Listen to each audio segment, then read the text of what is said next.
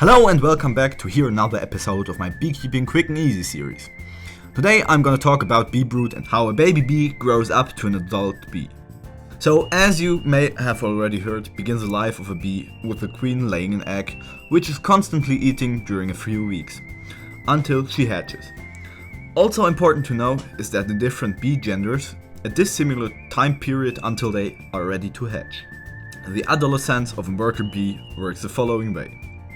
After 3 days in the egg, the bee hatches and starts directly with eating. The next days, the larva grows fast. In this time, the bee is constantly changing its position to fill the cell optimal.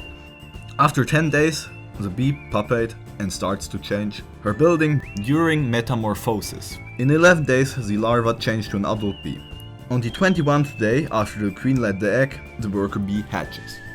Drones and queens go pretty similar through this process, but instead of 21 days, the queen only needs 16 and the drones 24 days. So, and if you liked this video, subscribe to my channel and give me a thumb up.